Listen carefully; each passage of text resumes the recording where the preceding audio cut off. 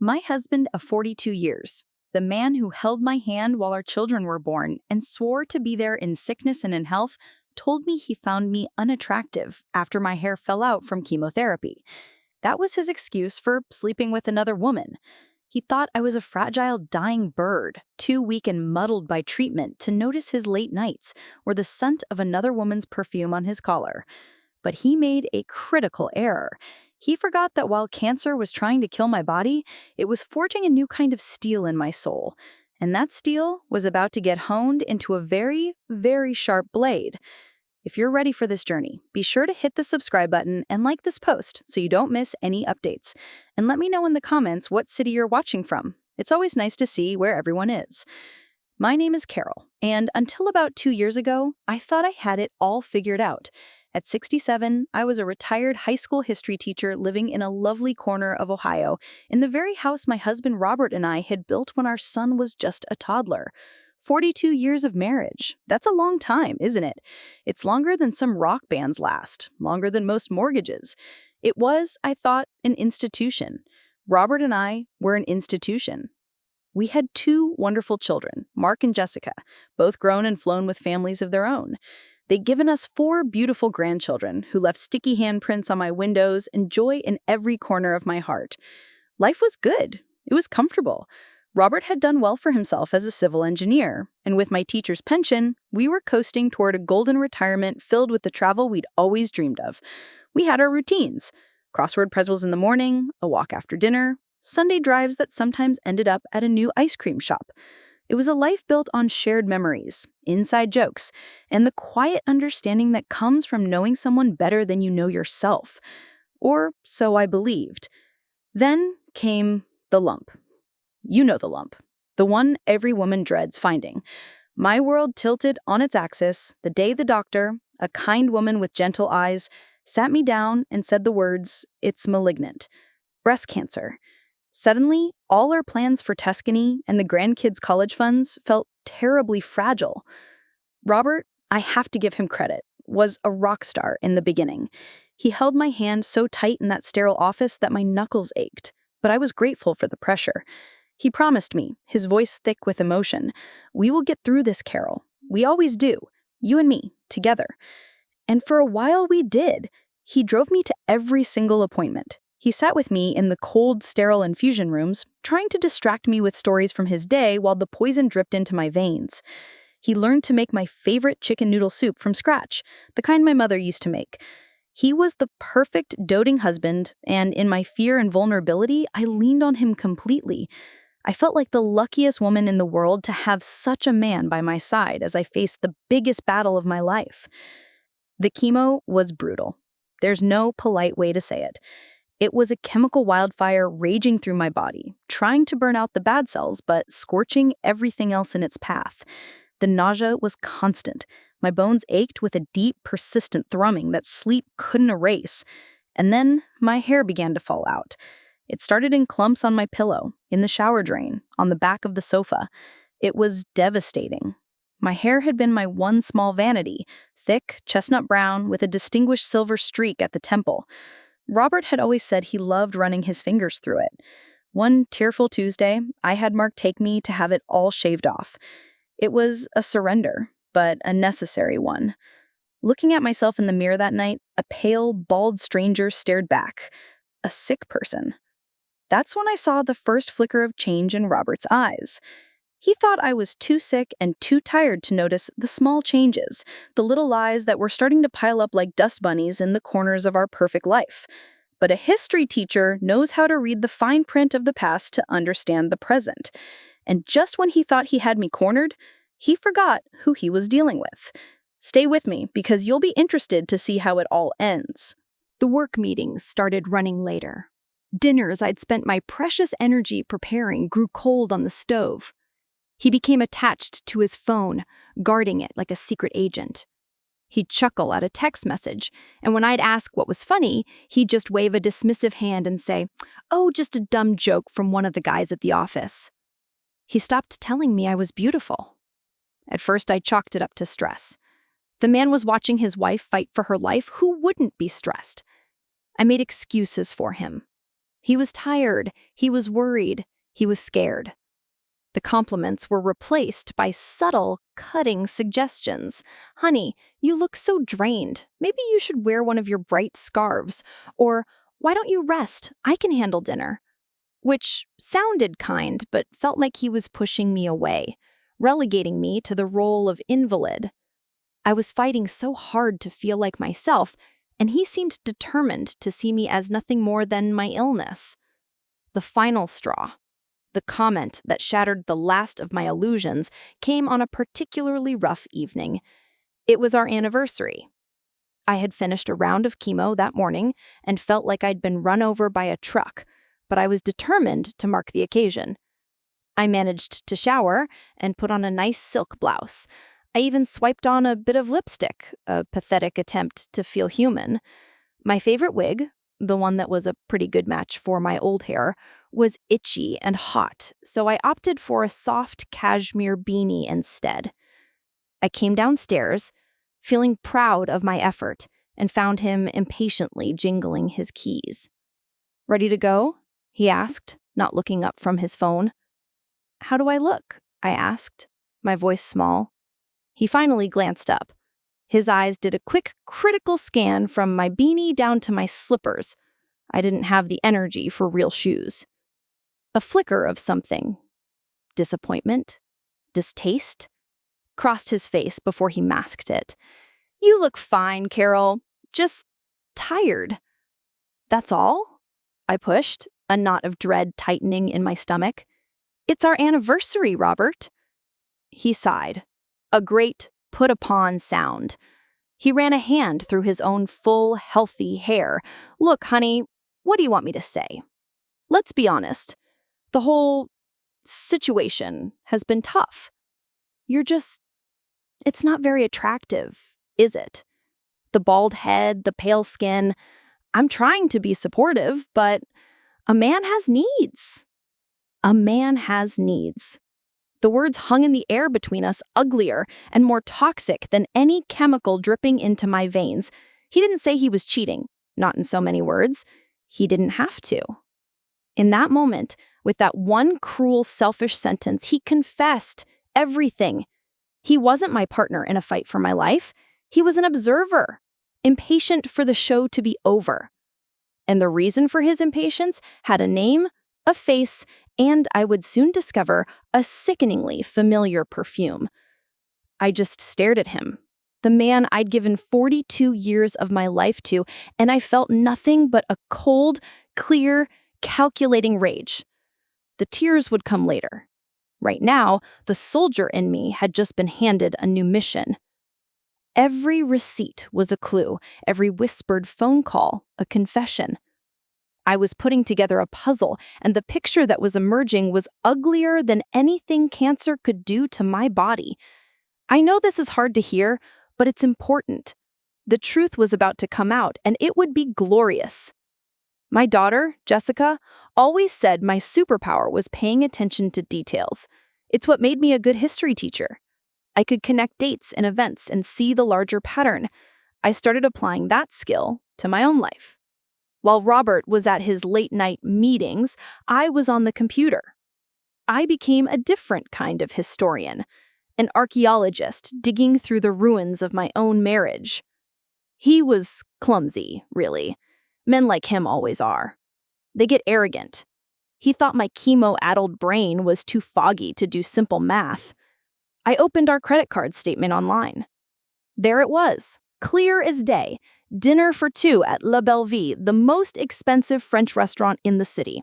A charge from a florist called Passion Petals. A single, shockingly large purchase from Victoria's Secret. I almost laughed. It was such a cliché. Did he really think I'd believe he'd bought me a silk teddy when I could barely stand the feel of a cotton t-shirt against my sensitive skin? The real treasure trove, however, came from the joint checking account. Robert had always handled the big finances, patting my head and telling me not to worry my pretty little self about it. A charming little bit of misogyny I'd foolishly tolerated for decades. It turned out he'd been making regular cash withdrawals, hundreds of dollars at a time, from an ATM near a part of town we never went to. But the real gut punch was a recurring payment, a transfer of $5,000 once a month for the past 6 months to an account I didn't recognize. I needed to know who she was. The not knowing was its own kind of poison. My first thought was it had to be someone younger from his office, a 20-something with flawless skin and a bright, vapid smile. The cruelty of that image nearly brought me to my knees. But my instincts told me to look closer to home. Robert was a man of convenience. One night, he fell asleep on the sofa, his phone slipping from his hand onto the rug. My heart hammered against my ribs as I crept over and picked it up. My hands were shaking, not from weakness, but from adrenaline. He hadn't bothered to change the passcode in 10 years. Our wedding date. The irony was so thick I could taste it. And there she was. The text thread was right on top. My blood ran cold. It wasn't some young intern. It was worse. It was Brenda Milner, our financial advisor. Brenda, who was a decade younger than me, always impeccably dressed in sharp little business suits with perfectly manicured nails and a helmet of blonde hair that didn't move in a hurricane. Brenda, who had been to our house for dinner. Brenda, who had hugged me and told me to stay strong after my diagnosis, her eyes filled with what I had mistaken for sympathy. The texts were vile. They detailed their lunch dates while I was at the infusion center. They joked about my illness. One from her read, "How's the patient today? Rob, you need a break from that hospital smell. Come over. I've got a bottle of Merlot and not much else on." His reply, "On my way. Can't wait to feel something good for a change." Feel something good. I didn't cry. I didn't scream or throw the phone against the wall. I simply stood there in the quiet living room, the bluish light of the screen illuminating my face, and I felt a profound and terrifying clarity. The cancer was a rogue element in my body, an invader I was fighting with medicine and sheer will. But Robert was a traitor, a sickness in my home, a disease in my life, and there was only one way to deal with the disease. You cut it out, cleanly. Completely. I took a picture of the most incriminating texts with my own phone. Then I carefully placed his phone back on the rug, right where he dropped it. I went upstairs, and for the first time in months, I slept a deep and dreamless sleep. The next morning, I began my own treatment plan. While Robert was in the shower, I made my first call. Not to our family lawyer, a golf buddy of Robert's, but to a woman my sister had recommended, a divorce shark from Cleveland named Catherine. I explained the situation in a low, steady voice. The 42-year marriage, the assets, the cancer, the affair with our financial advisor. Catherine was silent for a long moment when I finished. Then she said, in a voice like gravel in silk, "Carol, we are going to burn his world to the ground." My last chemo session was on a sunny Wednesday in May. The nurses in the oncology ward had become like family. They brought in a small cake in a balloon that said, "You did it." I was weak, yes. I was skinny and bald under my cap. But I was alive. I was in remission. The battle was over, and I had won. My phone buzzed with congratulatory texts from my kids. One from Robert said, "Great news, honey. Stuck in a meeting. We'll celebrate tonight." I knew exactly what kind of meeting he was in. I drove home to our big, quiet house. The house we had built. The house where I'd raised my children. I walked through the rooms, running my hand along the familiar furniture, the dining table where we'd hosted decades of Thanksgiving dinners, the armchair where he used to read the paper. I looked at the photos on the mantelpiece, a gallery of our life together. The smiling couple on their wedding day, the proud parents at graduations, the happy grandparents holding a swaddled baby.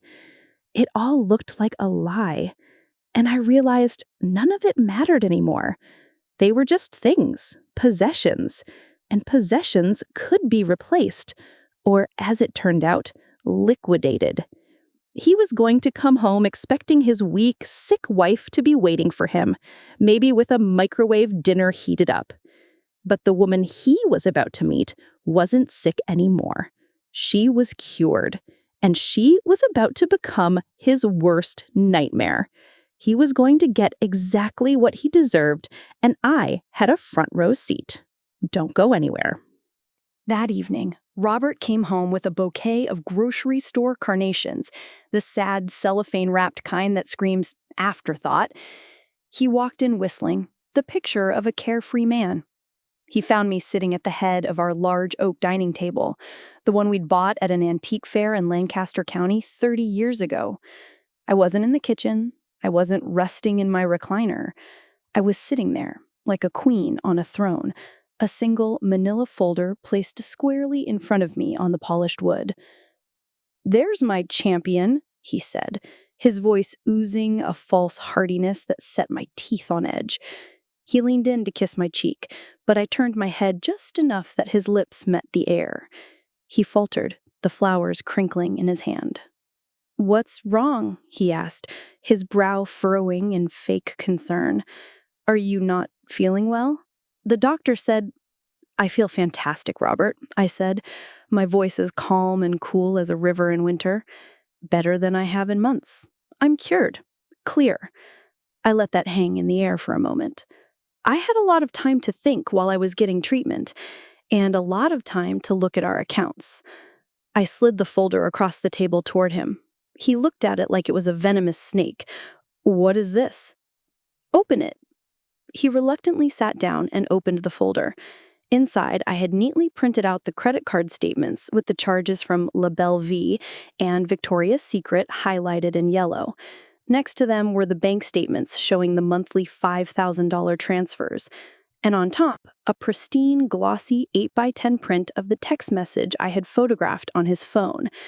The one where Brenda invited him over because she wasn't wearing much. I watched the color drain from his face. He looked up at me, his eyes wide with a panicked, cornered animal look. For the first time, he wasn't looking at me like I was a sick patient. He was looking at me like I was the enemy. "Carol, it's not what you think," he stammered, his hand shaking slightly as he pushed the papers away from him. "Really?" I leaned forward. "Then please enlighten me.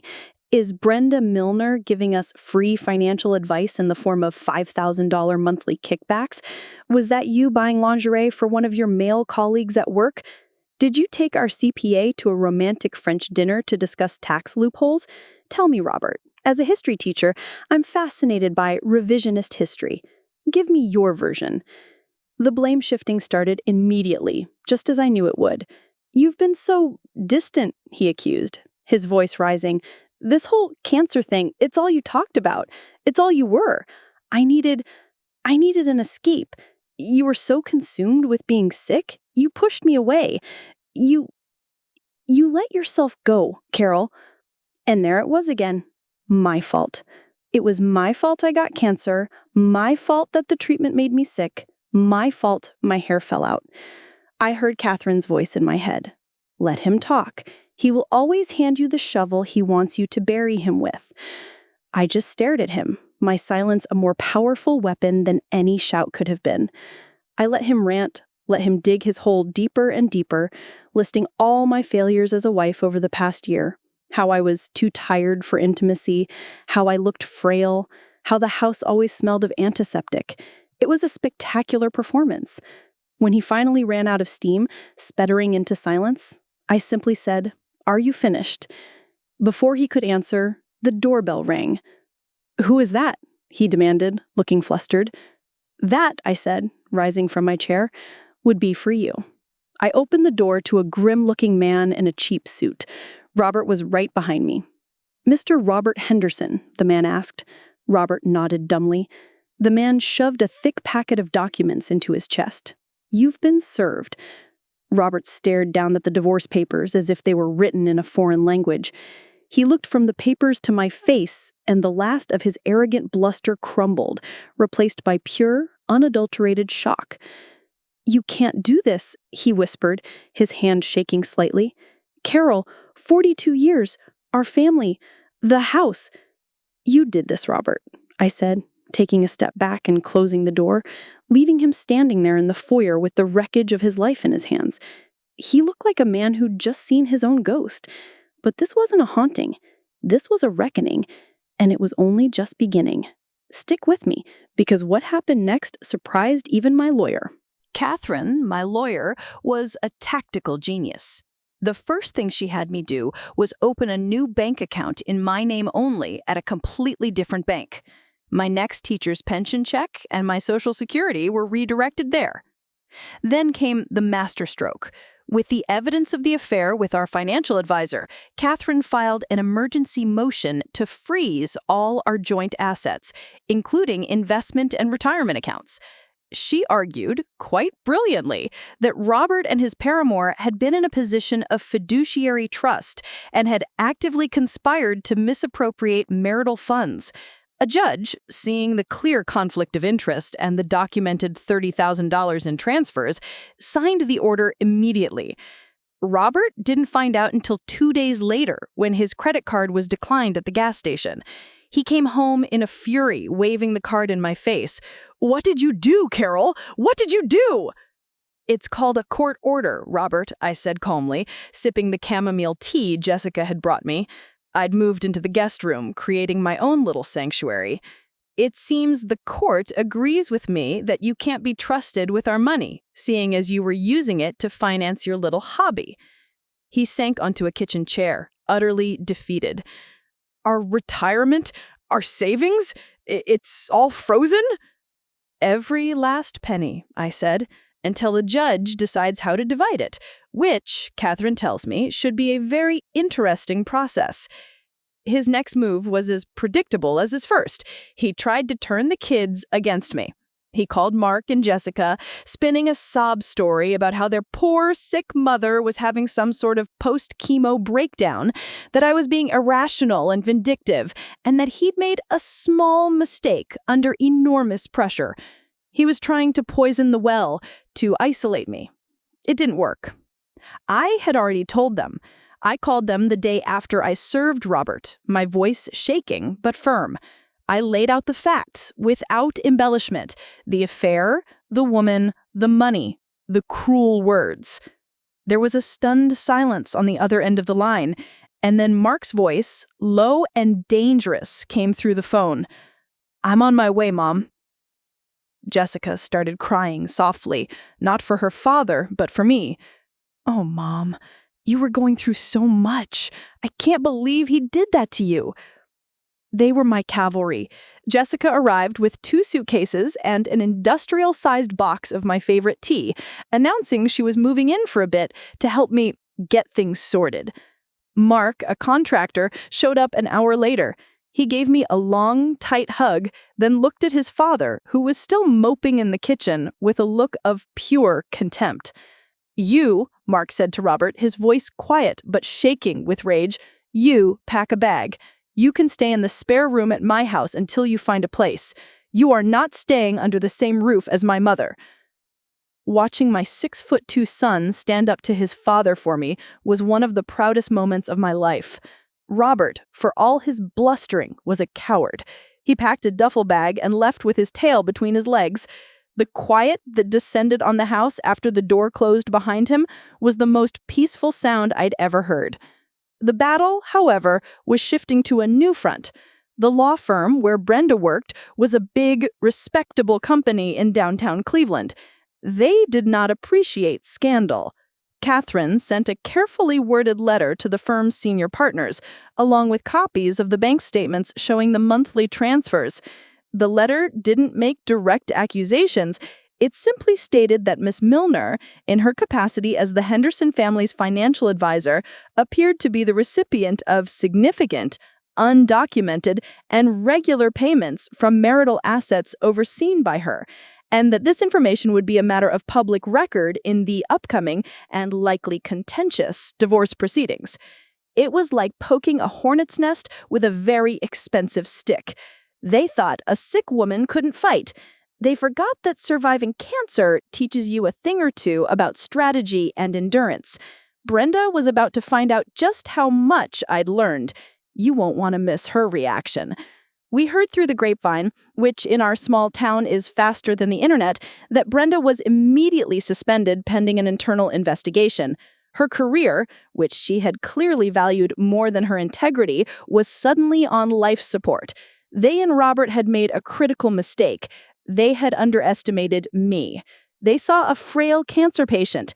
They didn't see the woman who graded 35 term papers in a single night, the woman who chaired the school board budget committee, the woman who raised 2 kids and nursed her own mother through a long illness.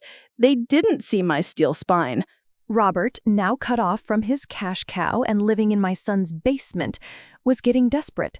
He started leaving me long, rambling voicemails. One minute he was begging for forgiveness, the next he was threatening to tell the judge I was mentally incompetent. It was pathetic. I saved every single one. Catherine called them gifts. Meanwhile, Jessica and I were undertaking a project of our own, a full-scale archaeological dig of our own house. As Robert had so kindly pointed out, I had let things go during my illness, and so had he. For years, he had been promising to fix the leaky roof over the sunroom, patch the drywall in the garage where Mark had put his bike through it in high school, and service the ancient furnace that rattled like a box of bones every winter. He never got around to it. He was too busy. Jessica and I made a list. We had inspectors come in. The roof wasn't just leaky, it needed a full replacement. The furnace was not only inefficient, it was a carbon monoxide risk. There was hidden water damage in the sunroom wall. The list went on and on. The beautiful house we'd built, our single biggest asset, was a financial time bomb due to years of neglect. Robert's neglect. Catherine was delighted. She drew up the estimates, a staggering figure that would have to be addressed before the house could be sold and the assets divided. He let his own home fall apart while he was spending thousands on his girlfriend, she said with a shark-like smile. The optics on that, Carol, are just delicious. One afternoon, sorting through 42 years of accumulated life in the attic, I found a small, locked metal box tucked away in the back of Robert's old army footlocker. I didn't even know he had the keys anymore, but I remembered where he used to keep a spare set, taped to the bottom of the toolbox in the garage. My heart was pounding. It felt like a betrayal to pry, but that ship had sailed, burned at the dock, and sunk to the bottom of the sea. I found the key, carried it back up the dusty attic stairs, and turned the lock. Inside, it wasn't old love letters or memorabilia. It was full of financial documents, statements from accounts I had never heard of, a deed for a small plot of land up near Lake Erie, and buried at the bottom, a life insurance policy. It wasn't my policy or his main one that we had together. It was a separate policy. He was the owner, and the sole beneficiary, Brenda Milner. He had taken out a life insurance policy on me, his sick wife, and made his mistress the beneficiary. I sat there, on the dusty floorboards of my attic, the air thick with the smell of old paper and cedar, and I couldn't breathe. This wasn't just cheating. This wasn't just stealing. It felt like he had placed a bet on my death. I felt the dust mote dancing in the single sunbeam slanting through the attic window, each one a tiny world turning, oblivious.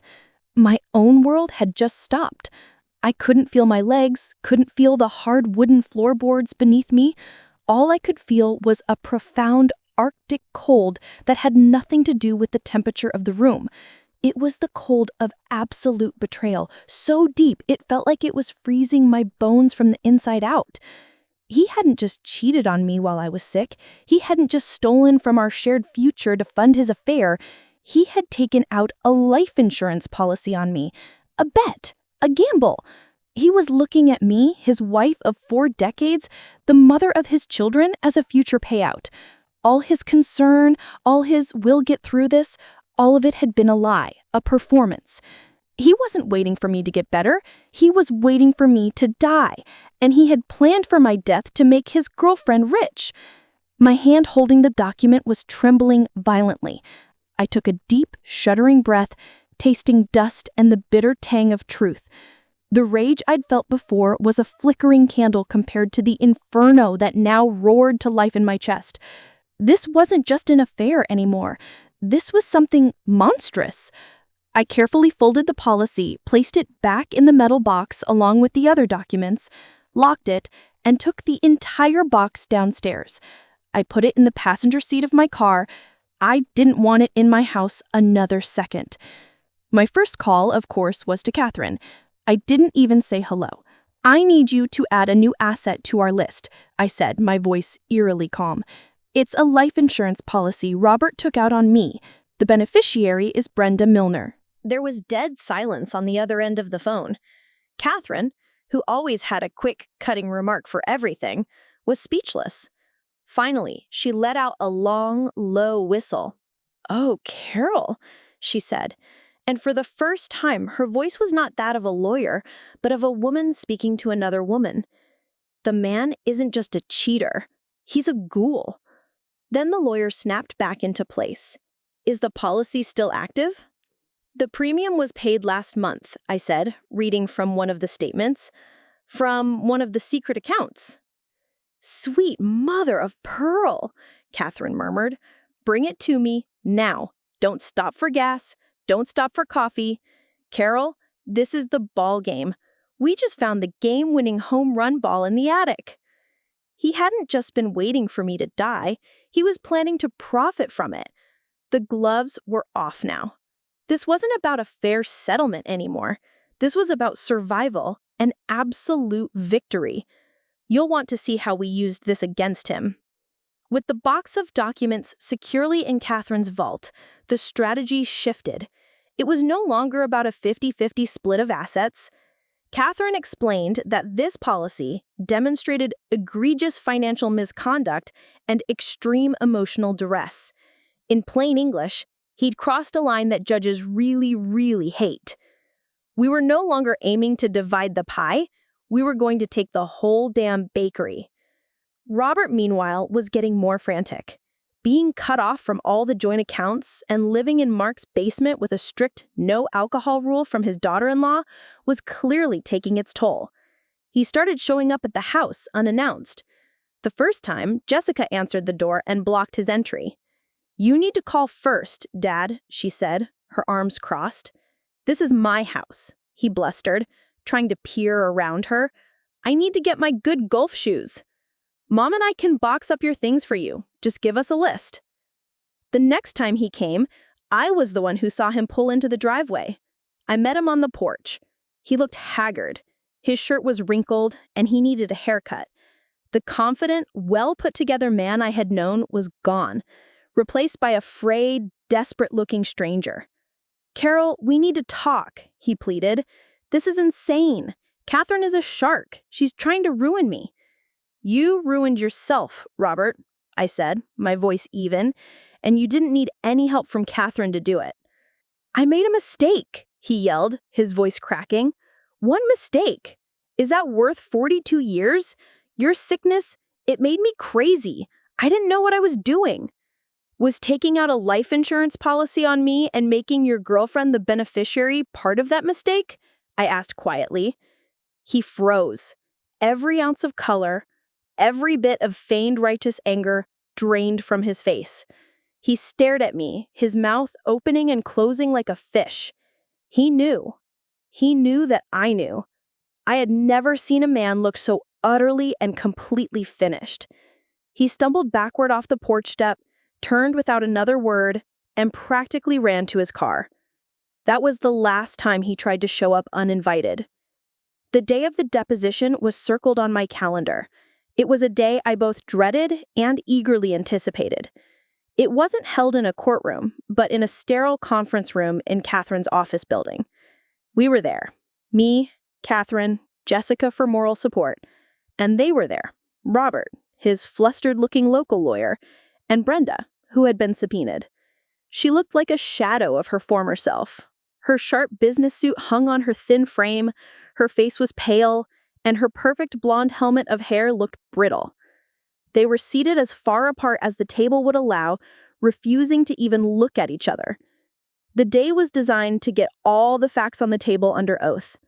Robert started, sticking to his pathetic story. He was stressed, he was lonely, I was sick, he'd made a terrible error of judgment, blah, blah, blah. His lawyer would gently prompt him, trying to paint him as a sympathetic figure, a loving husband who buckled under extraordinary pressure. I sat there, still as a statue, letting him weave his web of lies. Then it was Brenda's turn. Her story was that she was providing emotional support to a dear friend whose wife was terribly ill. She claimed the $5,000 payments were loans to help Robert with extra expenses I didn't know about. It was flimsy and ridiculous, and Catherine's face was a perfect mask of polite disbelief. Catherine let them both tell their stories, calmly taking notes. Then she stood up. The whole atmosphere of the room shifted. "Mr. Henderson," she began, "you've painted a picture of a man who made a few missteps due to the emotional toll of his wife's illness. Is that a fair summary?" "Yes," Robert said, puffing his chest out a little. "Absolutely." "And Miss Milner, you were simply a friend, providing an ear and some financial assistance in his time of need." "Yes," Brenda said, her voice a little shaky. "Robert is a dear friend." He thought he could lie his way out of it, just like he'd lied for months. He had no idea what Catherine and I had waiting for him. It was going to be better than any courtroom drama on television. "Excellent," Catherine said, with a smile that didn't reach her eyes. She placed a single sheet of paper, a photocopy, in the center of the polished table and slid it towards Robert. "Mr. Henderson, can you please identify this document for the record?" Robert picked it up. His lawyer leaned in. Brenda squinted from her end of the table, trying to see what it was. It was the application for my life insurance policy, in Robert's neat, meticulous handwriting. It appears to be a life insurance application," he mumbled, his face turning the color of ash. "And who is the insured?" Catherine's voice was sharp, cutting through the silence. "Carol Henderson." "And who is the primary beneficiary listed on that application?" Robert couldn't speak.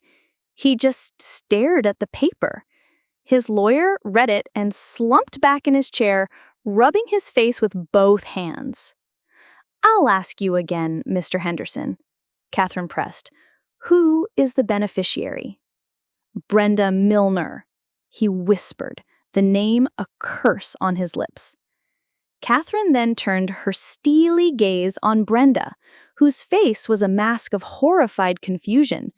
"Miss Milner, were you aware that Mr. Henderson had taken out a life insurance policy on his sick wife and named you the sole beneficiary?" "No, of course not. That's horrible," she stammered, looking at Robert with pure venom. "What were you doing?" "I was providing for your future," he shot back, his voice rising in panic. In case anything happened. You said you were worried about your retirement. You used my name on a death policy for your wife?" she shrieked, all pretense of a cool professional gone. "Are you insane?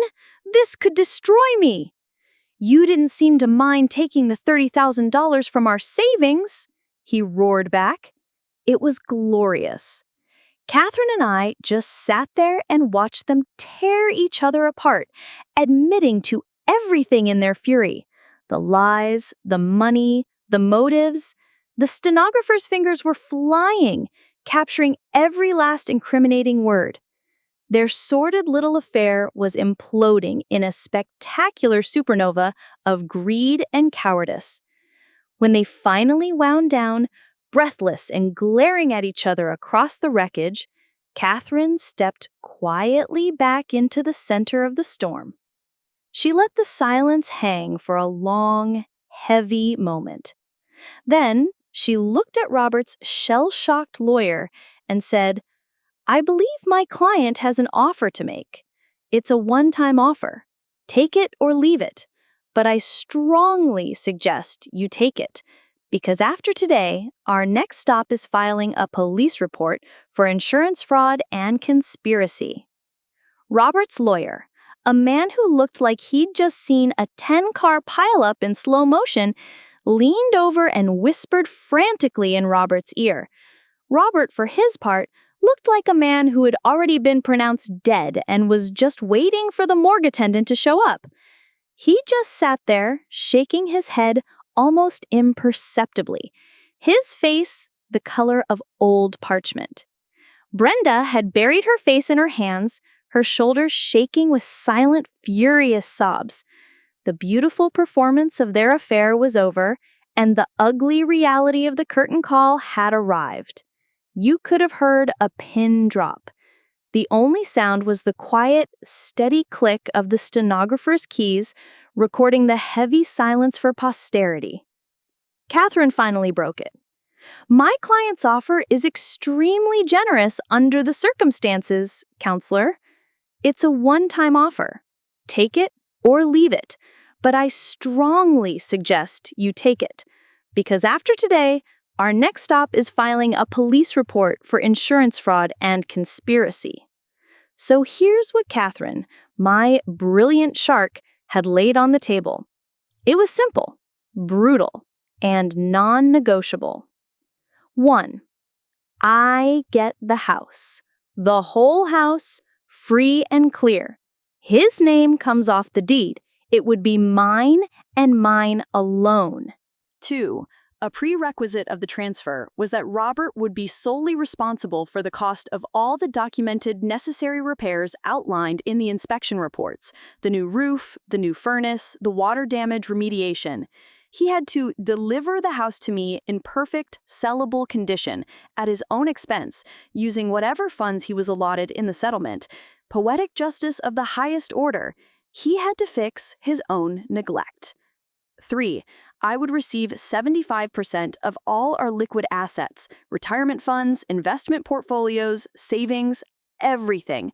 The secret accounts I'd found in the attic would, of course, be considered marital property and folded into the pot before the split. 4. He would be left with the remaining 25%, his car, which was paid off, and his personal belongings. No alimony, no further claims on my pension or future earnings. A clean break. 5. He and Brenda would sign a comprehensive non-disclosure agreement, forbidding them from ever speaking or writing about the details of our divorce or their affair. I didn't want my family's private pain to become public gossip. My children had been through enough. This wasn't about public shaming. It was about protecting my own peace. Robert's lawyer read the terms, his eyes getting wider with each point. He whispered to Robert again, more urgently this time. I saw Robert mouth the word everything. "You have 1 hour to accept," Catherine said, looking at her watch. "After that, the offer is withdrawn, and I will be making a phone call to the district attorney's office. The clock is ticking." We didn't need the hour. It took less than 15 minutes. Their whispered, frantic conference was a sad little ballet of desperation. Robert's lawyer knew he was beaten. He knew that going to court would be a bloodbath that would leave his client with far less and a potential criminal record. He finally stood, adjusted his tie, and said in a strained voice, "My client accepts the terms." I didn't feel a rush of victory. I didn't feel joy. I just felt quiet. It was the quiet of a storm that had finally passed, leaving a strange, clean stillness in its wake. I had survived, and that was more than enough. I signed my portion of the settlement agreement with a steady hand, and without giving Robert or Brenda another glance, I stood up, took Jessica's arm, and walked out of that conference room into the first day of the rest of my life. The aftermath was swift and strangely anticlimactic. True to the agreement, a construction crew descended upon my house the following week. It was surreal watching them tear the old leaky shingles off the roof and install a new state-of-the-art furnace. Robert had to take out a high-interest loan against his portion of the settlement to cover the costs, something my son Mark found out from a buddy at the bank. He'd gone from being a respected engineer with a comfortable retirement to a man in debt, all in the space of a few months. I saw him once during that period. I was pulling out of the driveway, and he was there, arguing with the foreman of the roofing crew. He looked so diminished. He had lost weight, his clothes hung on him, and there was a permanent slump to his shoulders. He looked old. Our eyes met for a fleeting second. I didn't see the man I had loved. I didn't even see the monster who had betrayed me. I just saw a sad, foolish stranger. I put the car in drive and pulled away without a wave. Brenda, as you can imagine, vanished from our lives like smoke. Her professionally smiling headshot was quietly removed from the advisory firm's website. Jessica, who had a friend who worked in the same building, heard that she was fired for gross ethical violations and had to pay back the full $30,000 to the firm to avoid them pressing charges themselves. Her reputation in the small world of Cleveland finance was incinerated. She put her condo up for sale a month later. I have no idea where she went, and I have never spent a single moment of my life wondering. She was a symptom of the disease in my marriage, not the cause. The moment the last contractor packed up his tools and the last check from Robert cleared, I called a real estate agent. It took her less than a week to sell the house in that market, fully repaired and pristine. I stood in the empty rooms after the closing, the walls echoing with 42 years of life. Laughter, tears, first steps, holiday dinners. For a moment, a wave of sadness washed over me. But it passed. 42 years of ghosts lived in those walls. It was time for an exorcism. I closed the door, didn't look back, and drove to the apartment I'd rented, a bright, modern place with no memories attached. The money, the surprisingly large sum from the house sale and the settlement, sat in my new bank account. It wasn't just money, it was a testament. It was proof. It was freedom. Robert and I had always talked about traveling in our retirement. We had a little globe in our study where we'd put pins in the places we dreamed of seeing. Tuscany, the Greek Isles, the coast of Ireland, the temples of Japan. He had tried to steal that future from me, so I decided to take it for myself. 2 months after the divorce was final, I was on a plane to Florence.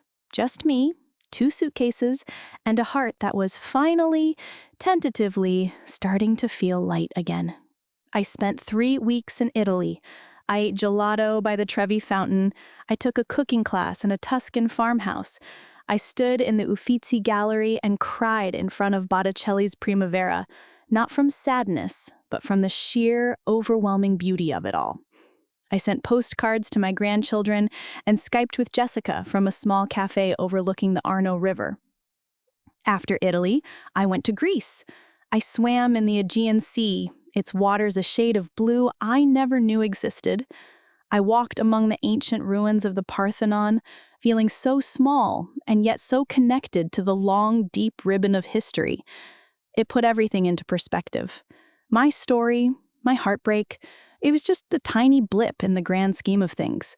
But my survival, my resilience, that felt as ancient and as powerful as the stones beneath my feet.